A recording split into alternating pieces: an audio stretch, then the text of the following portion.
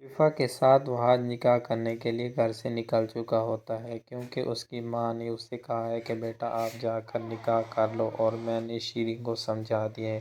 اب شیریں آنٹی آپ کی مدد کرے گی اور تم دونوں نکاح کر لینا، پھر تمہیں کوئی بھی بات نہیں کرے گا، اور فوراً کنٹری چلے جانے کی تیاری کر لو۔ اس کے بعد تو شفا گھر سے نکل پڑتی ہے اور ادھر وحاج بھی آ جاتا ہے اور دونوں پھر نکاح کر لیتے ہیں۔ لیکن مختار کو یہ بات سب سے پہلے پتہ چل جاتی ہے۔ جب مہرالنساء فون سن رہی ہوتی ہے تو اسی ٹائم ہی مختار پوچھ لیتا ہے کہ تم کیا بات کر رہی تھی۔ وہ پہلے بات کو گھمانے کی کوشش کرتی ہے، لیکن پھر صاف ہی بتا دیتی ہے کہ میں نے اسے بھیجا ہے۔ تو اس پر مختار بہت ہی غصے ہوتا ہے اور بی جان کو بھی اس بات کا پتہ چل جاتا ہے۔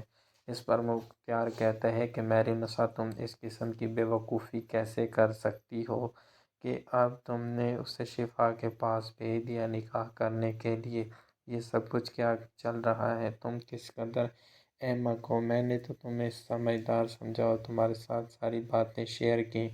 تو اس پر کہتے کہ میں اپنی بیٹے کا دکھ نہیں دیکھ سکتی اور نہ ہی شفا کو روتا ہوا۔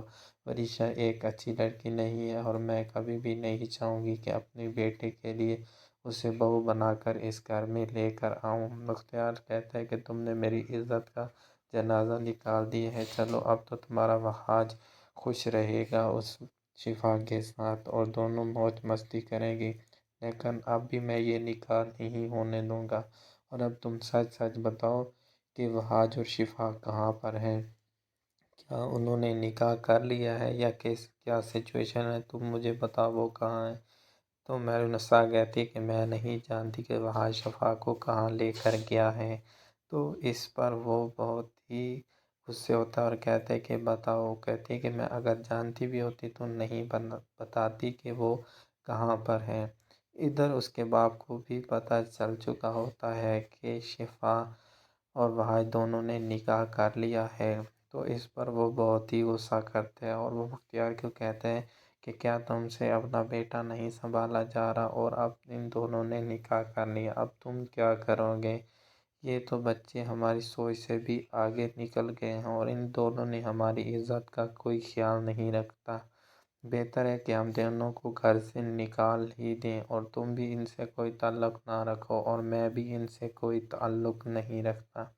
تو اس پر شفا کے بابا کہتے کہ میں آپ کی طرح کوئی ظالم انسان نہیں ہوں جو اپنی اولاد کو گھر سے نکال دوں یا ان کی بات نہ سنوں۔ آپ نے ان کی فیلنگز اور احساسات کا کوئی خیال نہیں رکھا، میں ایسا نہیں چاہتا تھا، لیکن اب وہ نکاح کر چکے ہیں، اب کیا ہی ہو سکتا ہے۔ اب سب کے سر شرم سے جھکے ہوئے ہوتے ہیں اور ادھر شفا بھی بہت ہی خوش